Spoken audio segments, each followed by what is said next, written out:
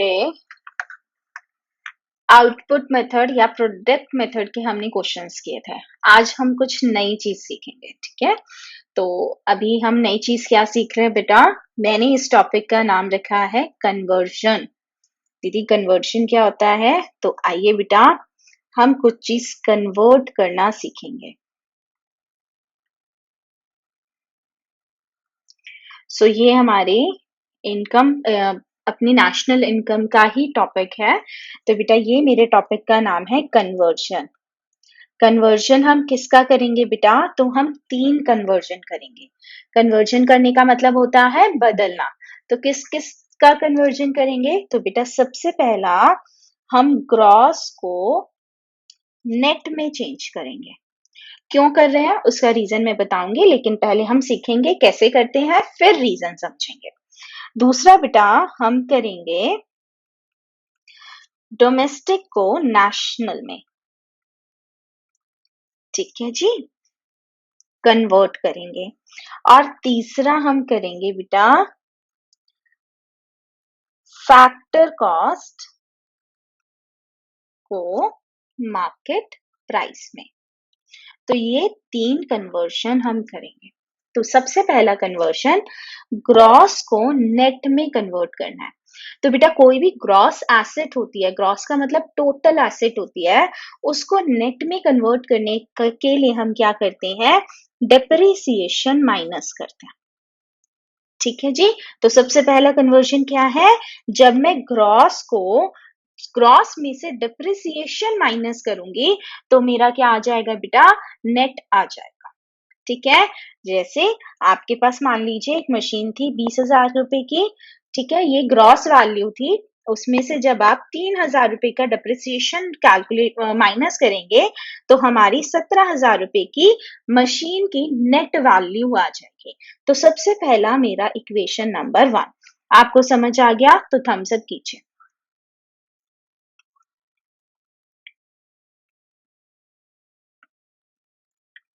ठीक है बेटा, को हम रिवर्स भी करते हैं। क्या रिवर्स करते हैं? अगर मैं आपसे कहती हूं कि नेट के अंदर अगर मैं डेप्रिसिएशन ऐड कर दूं, मैंने कहा कि नेट के अंदर अगर मैं डेप्रिसिएशन ऐड कर दूं तो वो क्या बन जाएगा? ग्रॉस बन जाएगा। मैंने जस्ट क्या करा? डेप्रिसिएशन को राइट हैंड साइड ले गई तो मेरी एक नई इक्वेशन तो वही है बट उसको लिखा अलग तरीके से। कैसे लिखा? कहता है net plus depreciation is gross. यानी बेटा आपके पास दोनों चीजें आ सकती हैं। आपको ग्रॉस को नेट भी बनाना आ सकता है तो आप डेप्रिसिएशन को माइनस करेंगे, और बेटा नेट को ग्रॉस भी बनाना आ सकता है तो आप डेप्रिसिएशन प्लस करेंगे। तो ये चीज ध्यान रखनी है बेटा, ग्रॉस हमेशा बड़ा होता है। ग्रॉस का मतलब तो टोटल है, तो जब बड़े से छोटे की तरफ जाएंगे तो प्लस डेप्रिसिएशन, और बेटा जब नेट छोटा होता है ना, छोटे से बड़ी की तरफ जाएंगे तो प्लस डेप्रिसिएशन। तो ये दो चीजें आपको ध्यान रखनी है। इतना समझ आ गया तो थम्स अप कीजिए, फिर मैं सेकंड इक्वेशन बताती हूँ। इक्वेशन क्या है? So my second next equation is, समझ कर चलेंगे अच्छे से, एंड इक्वेशन इज कि जब मैं डोमेस्टिक को नेशनल बनाती हूँ तो उसमें क्या ऐड करते हैं। तो बेटा ये तो बहुत इजी है।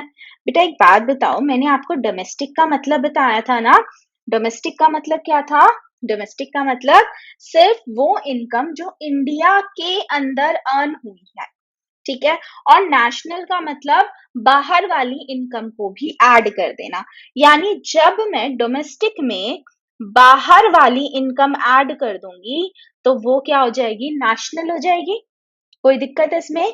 अब मेन चीज आती है बेटा, बाहर वाली इनकम है क्या? तो बेटा बाहर वाली इनकम को हम net factor income from abroad बोलते हैं, NFIA। What is NFIA? Net factor income from abroad. बेटा अब्रॉड का मतलब तो आपको पता है ना, बाहर से आने वाली। तो सीधे सिंपल सी बात क्या है? ऐसी फैक्टर इनकम, बेटा फैक्टर इनकम याद है आपको? Factor payments, rent, interest, wages और प्रॉफिट। तो वो ही फैक्टर इनकम कौन सी वाली? जो मैं बाहर से कमाती हूँ।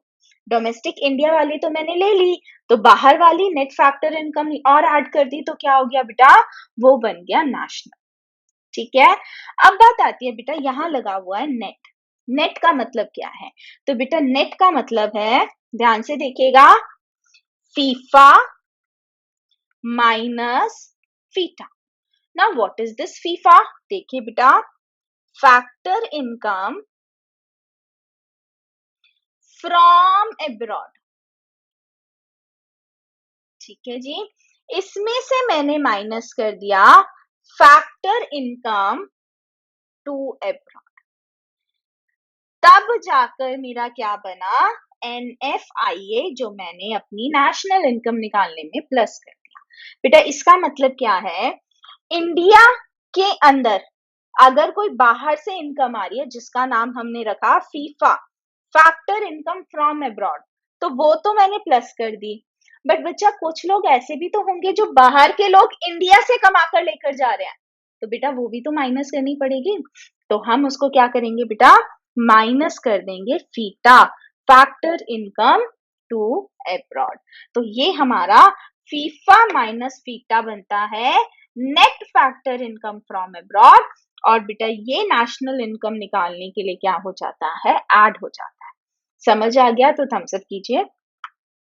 is last conversion is actually that is factor cost को कन्वर्ट करना है मार्केट प्राइस में। तो बेटा फैक्टर कॉस्ट के अंदर जब मैं net indirect taxes NIT, what is NIT, net indirect taxes plus कर देती हूं, तो वो क्या बन जाते हैं बेटा, मार्केट प्राइस। जैसे मान लीजिए मेरा कुरकुरे था 8 रुपए का, जब मैंने इसके अंदर 2 रुपए का GST ऐड कर दिया, तभी तो उसका मार्केट प्राइस आया 10 रुपए का।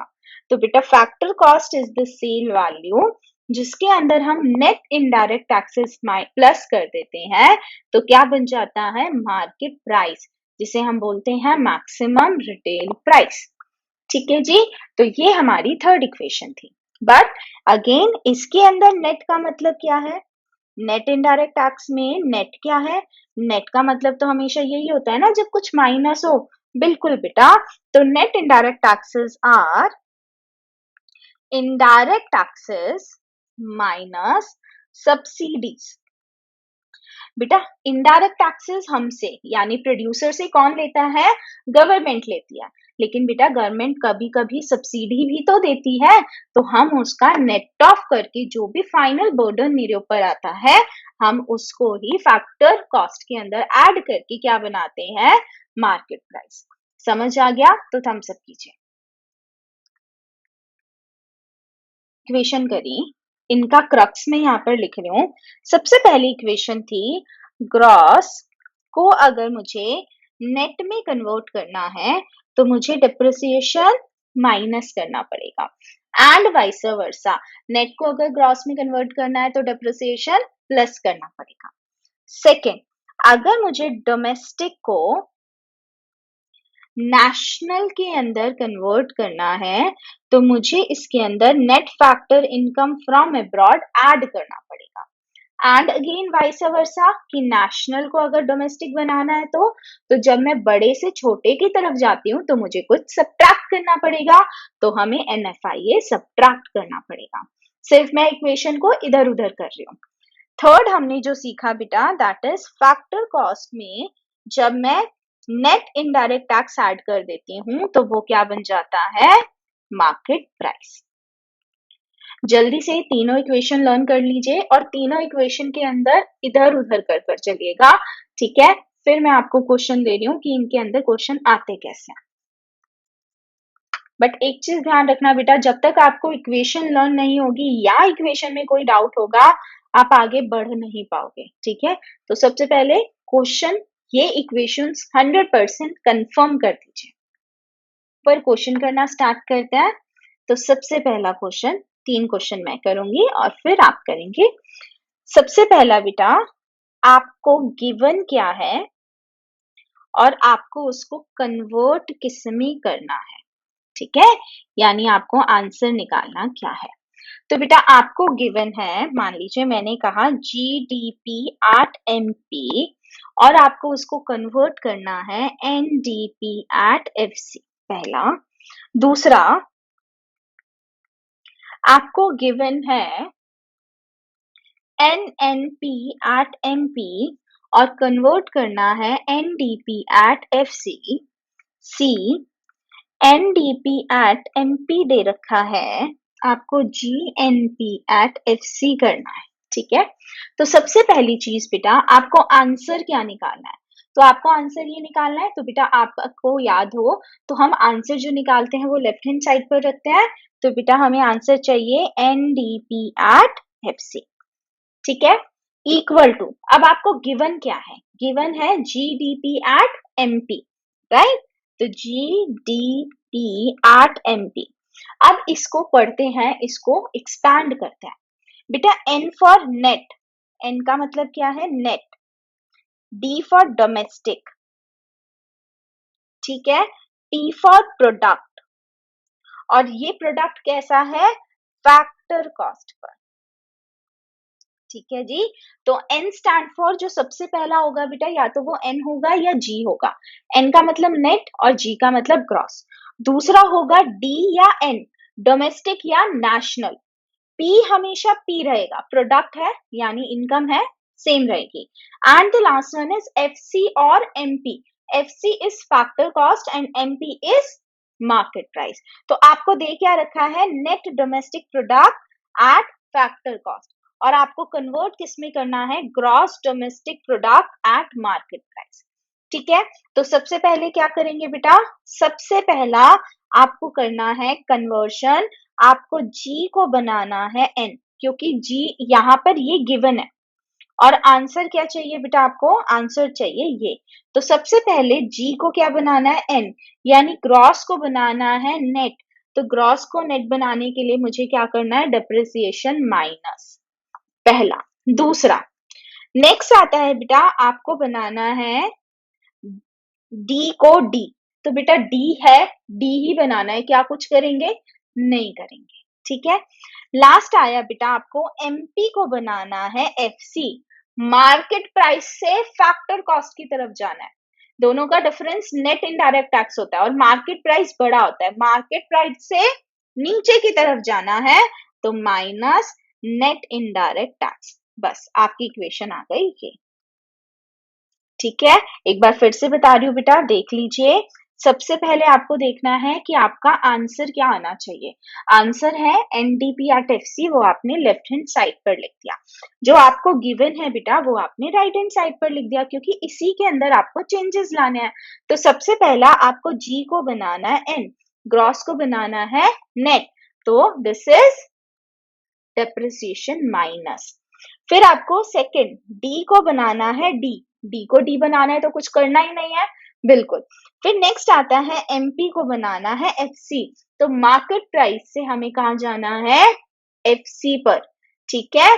तो मार्केट प्राइस बड़ा होता है, एफसी छोटा होता है, तो हमने माइनस कर दिया एनआईटी, पहला।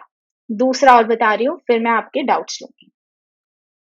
Second equation, now what is my second equation, my second equation is, देखिए ध्यान से, आंसर चाहिए एनडीपी एट एफसी, गिवन क्या है, एनएनपी एट एमपी। सबसे पहला एन को बनाना है एन, क्या कुछ करना है, नहीं करना, बिल्कुल नहीं करना।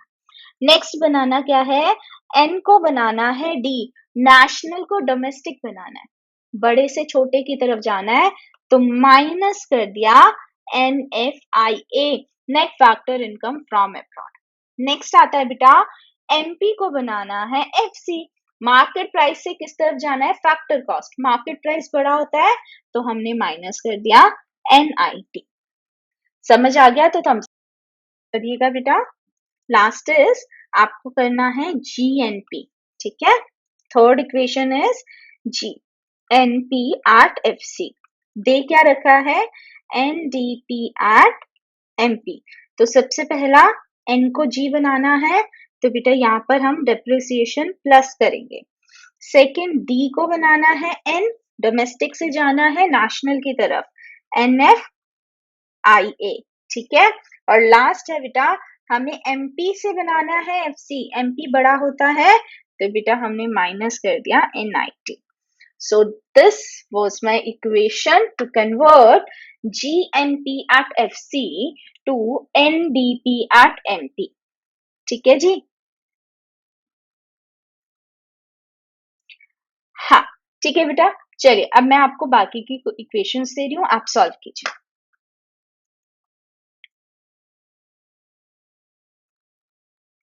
आपको गिवन है और आपको आंसर निकालना है ये, ठीक है। GDP at MP, NNP at FC, NDP at FC, GNP at FC, domestic income to national income, value added to NDP at FC. ठीक है बेटा, ये 4 इक्वेशन है। इसके अंदर नया पॉइंट क्या है बेटा, डोमेस्टिक इनकम क्या होती है? Domestic income is GDP, domestic income is NDP at FC, ठीक है। याद रखिएगा, डोमेस्टिक इनकम का मतलब दूसरा है NDP at FC, और नेशनल इनकम का मतलब क्या होता है? NNP at FC, ठीक है। तो जब अगर मैं डोमेस्टिक इनकम लिखूंगी तो आपको एकदम से दिमाग में स्ट्राइक क्या करना चाहिए? NDP at FC, यानी ऐसा नेट डोमेस्टिक प्रोडक्ट जो हमने हमारे इंडिया से कमाया है, बट नेशनल इनकम के अंदर NNP at FC, ठीक है। सेकंड बेटा जो इसके अंदर सीखने वाला है, वैल्यू एडेड। आपको वैल्यू एडेड दे रखा है, तो बेटा आपको याद है जब हमने आउटपुट मेथड किया था तो वैल्यू एडेड क्या होता है? GDP at MP, है ना। तो इट मीन्स क्या है कि आपको ये 3 टर्म्स भी दी जा सकती हैं इंस्टीड ये निमोनिक्स, ठीक है। जल्दी से बताइए, समझ आ जाएगा। और जल्दी से पहली इक्वेशन है, आपको कन्वर्जन करना है। तो पहली इक्वेशन आपको NNP at FC बनाना है, दे रखा है GDP at MP, तो minus depreciation plus NFIA, MP को FC बनाना है तो माइनस NIT।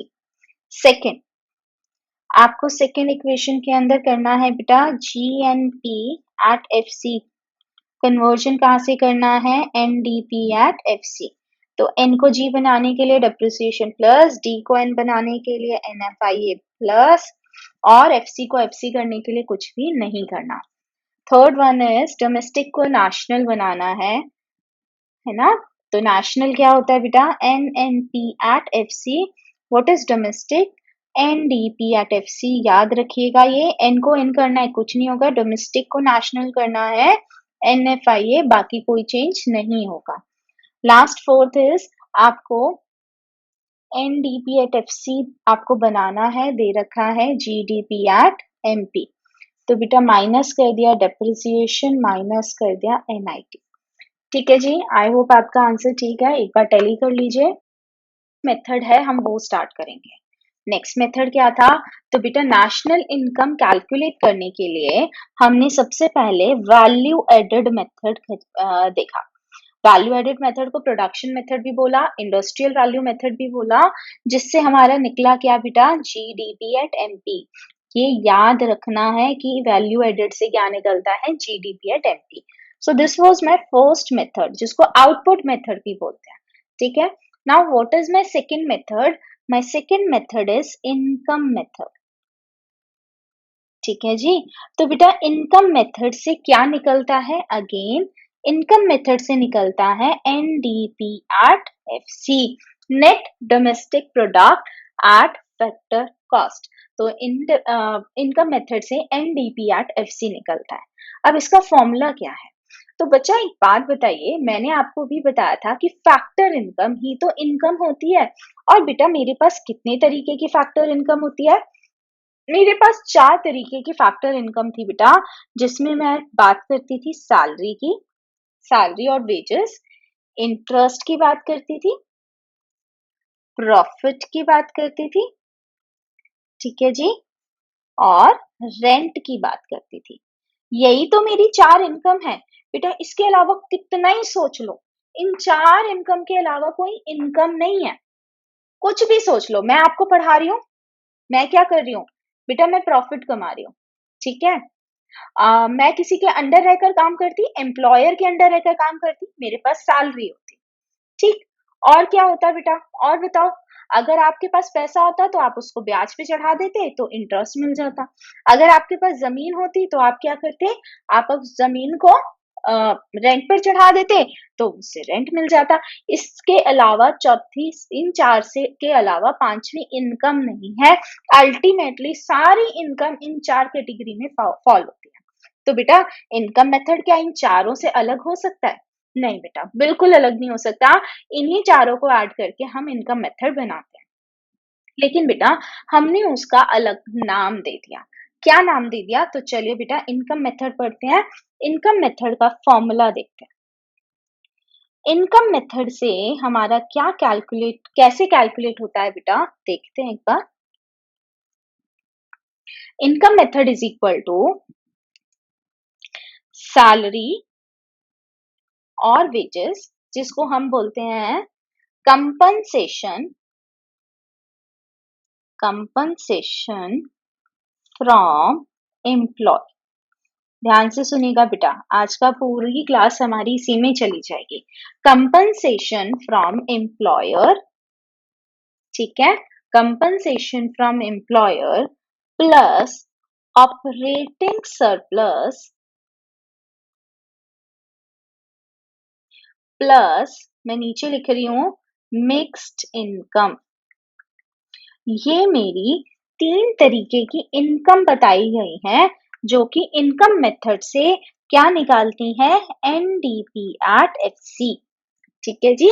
नाउ सबसे पहला कंटेंट जो है that is compensation of employee या फ्रॉम एम्प्लॉयर। तो हमारे यहाँ पर जो भी लोग नौकरी करते हैं उनको क्या क्या कंपनसेशन मिलता है? तो बेटा उनको 4 तरीके का कंपनसेशन मिलता है। ध्यान से सुनिएगा, पहले वाले का मैं बाइफर्केशन बता रही हूँ। कौन कौन से 4 तरीके का कंपनसेशन मिलता है बेटा? सबसे पहला सैलरी और वेजेस इन कैश, दूसरा सैलरी और वेजेस इन काइंड, तीसरा रिटायरमेंट बेनिफिट, और चौथा एम्प्लॉयर, आराम से समझ कर चलेंगे सारी चीजें, employer contribution to security funds. तो हमने बेसिकली जो भी जॉब करते हैं तो एम्प्लॉयर से उन्हें 4 तरीके से सैलरी मिलती है। तो बेटा देखो, सबसे पहली सैलरी यहाँ कवर हो गई, कंपनसेशन फ्रॉम एम्प्लॉयर से बिल्कुल हो गई। ये 4 चीजें हमने कंपनसेशन में रख दिया। अब बात करते हैं बेटा, सेकंड आता है ऑपरेटिंग सरप्लस। तो बेटा ऑपरेटिंग सरप्लस को हम फर्दर डिवाइड करते हैं। कैसे डिवाइड करते हैं? 3 चीज से। 3 कैसे दीदी? तो बेटा मैंने इसका निमोनिक बनाया RIP, और R भी कैसा? Double R, RIP। What is RIP बेटा? रेंट एंड रॉयल्टी, ठीक है। दूसरा इंटरेस्ट, तीसरा प्रॉफिट। तो देखिए बेटा, सैलरी तो कंपनसेशन में चला गया, बाकी बचा रेंट, इंटरेस्ट एंड प्रॉफिट, वो आ गया ऑपरेटिंग सरप्लस में। तो बेटा लास्ट में क्या बचा? ये तो खत्म हो जाना चाहिए था फॉर्मूला। तो बेटा कई बार ऐसी चीजें होती हैं जहां पर आप इन चारों चीजों को अलग नहीं कर पाते। जैसे बेटा मैं आपको पढ़ा रही हूँ, अब मैंने पैसा भी लगाया, मुझे इंटरेस्ट भी मिलना चाहिए, मैं पढ़ा भी रही हूँ तो मुझे सैलरी भी मिलनी चाहिए, और मैं रिस्क भी उठा रही हूँ तो मेरा प्रॉफिट भी हो गया, और जमीन भी मेरी है तो रेंट भी मुझे मिलना चाहिए। तो क्या आप जो मुझे फीस देते हैं, क्या मैं इनको अलग अलग कर सकती हूँ कि उसमें से रेंट कितना, सैलरी कितना और वेजेस कितना? नहीं कर सकती ना। तो बेटा इन सबको मिक्स्ड इनकम बोलते हैं, ठीक है।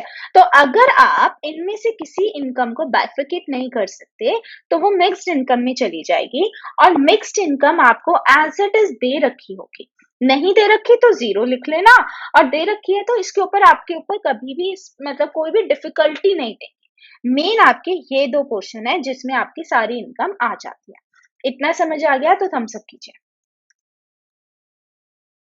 किया, क्या लर्न किया? आपने लर्न किया, मैं दोबारा से बता रही हूँ आपको, बेटा आपने लर्न किया कि इनकम मेथड से क्या निकल कर आता है, एनडीपी एट एफसी। और एनडीपी एट एफसी को निकालने के लिए हमें 3 चीजें ऐड करनी पड़ती हैं, compensation of employee plus operating surplus plus mixed income. ठीक है, और कंपनसेशन टू एम्प्लॉयज के 4 सब हेडिंग मैंने आपको बताया, सैलरी और wages in cash, salary or wages in kind, retirement benefit और employer contribution to security fund। ठीक है, तो चलिए इसी के बारे में आगे बात करते हैं कि ये है क्या। तो बेटा सबसे पहली चीज, अब हम बात करेंगे नौकरी वाले लोगों की। ठीक है, तो बेटा नौकरी वाले लोग यानी एम्प्लॉय, एम्प्लॉय को एम्प्लॉयर से क्या क्या मिलता है, एम्प्लॉयर याद रखिएगा, ई आर लिखा हुआ है और ये ई डबल ई है। तो बेटा सबसे पहला, वो जो उन्हें कैश में सैलरी देते हैं, ठीक है, ये तो सबको पता है। दूसरा बेटा उनको मिलता है काइंड में सैलरी, गिफ्ट दे दिया, आपने अच्छी परफॉर्मेंस किया तो आपको गिफ्ट दिया, तो ये काइंड में सैलरी मिलती है। तो वो भी क्या है, एम्प्लॉयर का एम्प्लॉयर को, एम्प्लॉयर ने पैसा दिया है एम्प्लॉय को, किस लिए, क्योंकि उसने उसके लिए काम किया था। चाहे कैश में नहीं दिया बट काइंड में मिला है, काइंड किसी भी तरीके का, गाड़ी दे दी, उसको कहीं ट्रिप स्पॉन्सर कर दिया, उसको क्रेडिट कार्ड का इंटरेस्ट दे दिया, किसी भी तरीके का आपको बेनिफिट मिल गया तो वो काइंड में इंक्लूड होगा। ठीक है, नेक्स्ट आता है बेटा रिटायरमेंट बेनिफिट। रिटायरमेंट बेनिफिट बेटा मेरे 2 तरीके के होते हैं, ध्यान रखिएगा।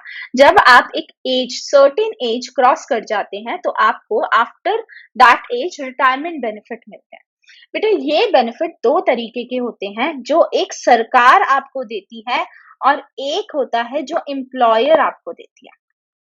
बेटा सरकार जो देती है उसको बोलते हैं ओल्ड एज पेंशन, यानी जैसे ही आप 60 साल के होते हो, चाहे आपने पूरी जिंदगी कोई काम किया हो या नहीं किया, आप जैसे ही 60 साल के हुए, now you are eligible to take this old age pension.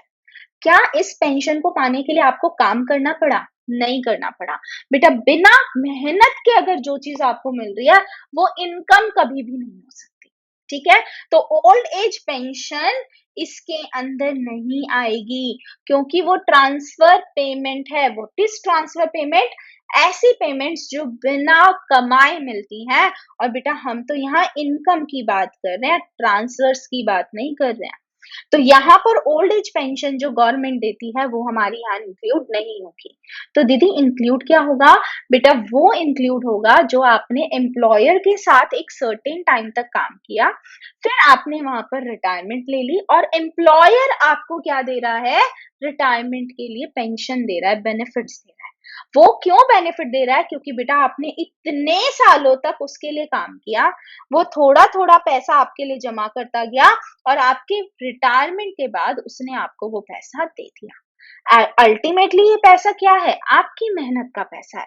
तो बेटा जो एम्प्लॉयर रिटायरमेंट के टाइम पर पेंशन देता है या बाद में जो पेंशन देता है वो हमारी कंपनसेशन टू एम्प्लॉय में इंक्लूड हो जाएगी, क्योंकि वो पेंशन आपको काम करने पर मिली है, फ्री में नहीं मिली। ठीक है जी। अब बात आती है फोर्थ पॉइंट की, employer contribution to security funds. चलिए मैं आपको इसके लिए एक छोटा सा एग्जांपल देती हूँ। बेटा ये मिस्टर राम है, ये है एम्प्लॉयर। ठीक है जी। मिस्टर ए इनके यहाँ पर काम करते हैं, डन। अब होता क्या है, मिस्टर ए की जो सैलरी है वो 2 लाख रुपए की है। अब सरकार ने क्या कहा? सरकार ने कहा भाई ये जो मिस्टर ए है, ये 2 लाख रुपए जैसे उनको मिलेंगे अपना खर्च कर कर खत्म कर देंगे, तो बुढ़ापे का सहारा कैसे मिलेगा? अगर इनको घर खरीदना होगा तो कैसे होगा? भाई होता है ना, कई लोगों की आदत होती है सेविंग ना करने की। तो गवर्नमेंट ने बहुत सोचा और गवर्नमेंट ने क्या बोला, राम को बोला, राम इधर आ, कहता है हाँ जी बताइए। कहता है एक काम कर, एक फंड खोल। फंड का मतलब एक अकाउंट खोल किसी भी बैंक के अंदर। क्या कर, 10% इसकी सैलरी काट ले। 10% का मतलब हो गया 20,000, इसकी सैलरी काट ले। ठीक है, कहता है अच्छा ठीक है कोई दिक्कत नहीं, और उतना ही पैसा तू जमा करा दे। आई बात समझ? उतना ही पैसा तू जमा करा दे। यानी इस फंड के अंदर दो पैसे जमा हो गए। एक तो एम्प्लॉयर ने जो उसे दिया और एक एम्प्लॉयर की खुद की सैलरी का पार्ट। ठीक है, और इस फंड का हमने नाम क्या दिया बेटा? बहुत सारे फंड होते हैं। पीएफ का फंड होता है, ईएसआई का फंड होता है, रिटायरमेंट बेनिफिट फंड्स होते हैं, ग्रेचुटी फंड होते हैं, किसी भी तरीके का फंड हो गया। ठीक है, तो हुआ क्या बेटा, और इस फंड को कब देगा? After a certain time. जब उसे घर लेना है, शादी करनी है या अपनी रिटायरमेंट प्लान करनी है, तब जाकर वो उसको निकाल सकता है। तो क्या हुआ, गवर्नमेंट ने एक फंड खोल दिया ए के नाम पर। ठीक है, डन। अब बच्चा यहाँ पर बात क्या आई, ध्यान से देखिएगा। ये 20,000 रुपए तो एक ही सैलरी का पार्ट हो गए। तो एक ही सैलरी तो हम ऑलरेडी ले चुके हैं, सैलरी इन कैश, ऊपर वाले पॉइंट में। लेकिन बेटा ये 20,000 रुपए भी तो एक ही इनकम है, चाहे करंट नहीं है, फ्यूचर में मिलेगी, बट है तो एक ही इनकम। ये पैसा भी तो एम्प्लॉयर एम्प्लॉय को देने वाला है। अभी नहीं दे रहा, कोई दिक्कत नहीं है, बट बच्चा क्या ये 20,000 रुपए उसकी सैलरी का पार्ट हुए? नहीं हुए। हमने तो अभी सिर्फ 2 लाख रुपए लिए हैं। तो मुझे क्या करना पड़ेगा?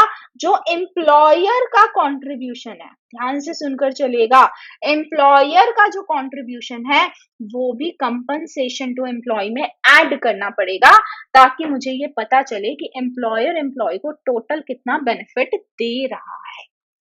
तो यहाँ ध्यान रखना बेटा, एम्प्लॉय का कंट्रीब्यूशन, एम्प्लॉई एम्प्लॉय का कंट्रीब्यूशन ऐड नहीं करते, क्योंकि वो ऑलरेडी उसकी सैलरी का पार्ट है। लेकिन जो एम्प्लॉयर का कंट्रीब्यूशन है वो हम कंपनसेशन टू एम्प्लॉयज में ऐड करते हैं, क्योंकि वो सैलरी का पार्ट नहीं होता। समझ आ गया? इतना अच्छे से समझ आ गया तो 100% लिख दीजिए। करेंगे अपने नेक्स्ट कंटेंट की, इनकम मेथड के नेक्स्ट पॉइंट की, दैट इज ऑपरेटिंग सरप्लस। ठीक है, आज हम सिर्फ समझकर खत्म कर देंगे, फिर कल इसके बारे में क्वेश्चन करेंगे। तो व्हाट इज ऑपरेटिंग सरप्लस? बेटा मैंने अभी आपको बताया, ऑपरेटिंग सरप्लस के अंदर हमने क्या लिया? बेटा ऑपरेटिंग सरप्लस के अंदर हमने लिया RIP, यानी रेंट एंड रॉयल्टी। ठीक है, अगर कोई इंटरेस्ट है तो वो ले लिया, और लास्ट में ले लिया अगर कोई प्रॉफिट है तो। राइट, तो हमने यहाँ पर तीनों चीजें ले ली। कोई दिक्कत मेरे ख्याल से नहीं होगी। बेटा रेंट, किसी भी जमीन वगैरह का रेंट, मशीन का रेंट, वो सब इसमें आएगा। रॉयल्टी बेसिकली क्या होती है बेटा? जब आप किसी एसेट को ओन करते हैं, ठीक है, जैसे पेटेंट वगैरह हो गए, तो उसको यूज करने के एवज में आप रॉयल्टी देते हैं। तो वो रेंट की तरह ही होती है, बट उसको एक मतलब अलग से रॉयल्टी बता दिया। ठीक है, तो रेंट एंड रॉयल्टी साथ साथ है, अगर आए तो दोनों को ऐड करके लिखते हैं। नेक्स्ट, इंटरेस्ट आपको पता है एज इट इज दिया जाएगा। प्रॉफिट आपको पता है एज इट इज नहीं दिया जाएगा। प्रॉफिट के भी बाइफर्केशन है बेटा। अरे प्रॉफिट के भी बाइफर्केशन है, बिल्कुल है बेटा। प्रॉफिट भी हम 3 तरीके से डिस्ट्रीब्यूट करते हैं। सबसे पहला कॉर्पोरेट टैक्स, समझाऊंगी अभी, आज सिर्फ समझने में जाएगा। Corporate tax. दूसरा अनडिस्ट्रीब्यूटेड प्रॉफिट, ठीक है, जिसको हम रिटेन अर्निंग भी बोलते हैं, जिसको हम सरप्लस भी बोलते हैं। ठीक है, and the last one is distributed profit. Distributed profit, और उसको हम डिविडेंड भी बोलते हैं। क्या हुआ, समझ नहीं आया? तो चलिए बेटा, बच्चा एक कंपनी, ध्यान से देखिए, एक कंपनी ने प्रॉफिट कमाया 200 करोड़ का। अब वो उसका क्या करेगी? बेटा जैसे ही कंपनी ने प्रॉफिट कमाया 200 करोड़ का, सबसे पहले गवर्नमेंट आकर क्या कहेगी? टैक्स लाओ। कौन सा टैक्स? कॉर्पोरेट टैक्स लाओ। मैंने कहा अच्छा देना पड़ेगा, कहता है बिल्कुल, this is a compulsory payment.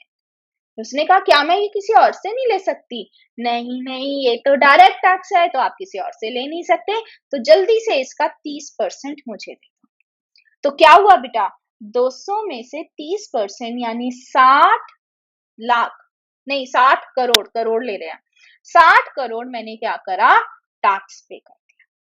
ठीक है, तो बचे कितने, 140 करोड़। अब इस 140 करोड़ का मैं क्या करूंगी बेटा, या तो अब मैं अपने शेयर होल्डर्स को दे दूंगी, या मैं कंपनी, मैं कौन हूं, कंपनी, मैं अपने पास रख लूंगी, यानी 140 को या तो मैं डिस्ट्रीब्यूट कर दूंगी या अपने पास रख लूंगी। तो बेटा जिसको डिस्ट्रीब्यूट कर दिया तो उसको क्या बोला, डिस्ट्रीब्यूटेड प्रॉफिट, या उसको बोलते हैं डिविडेंड। ठीक है, और जो अपने पास रख लिया उसको बोलते हैं रिटेन्ड अर्निंग्स या फिर सरप्लस, या जो भी है, मतलब अल्टीमेटली, या अनडिस्ट्रीब्यूटेड भी बोल सकते हैं, अनडिस्ट्रीब्यूटेड है ना, जो डिस्ट्रीब्यूट नहीं किया। तो अल्टीमेटली क्या हुआ, अगर मुझे प्रॉफिट निकालना है और मुझे ये प्रॉफिट नहीं दे रखा, तो मुझे क्या करना पड़ेगा, distributed plus undistributed plus tax, वो क्या हो जाएगा, प्रॉफिट का पार्ट हो जाएगा। ठीक है, यही मैंने आपको बताया कि प्रॉफिट को मैंने 3 हिस्सों में डिवाइड किया। प्रॉफिट को मैंने कैसे बांटा, कॉर्पोरेट टैक्स, अनडिस्ट्रीब्यूटेड प्रॉफिट और डिस्ट्रीब्यूटेड प्रॉफिट, जिसको हम डिविडेंड भी बोलते हैं। अच्छे से समझ आ गया तो थम्स अप कीजिए।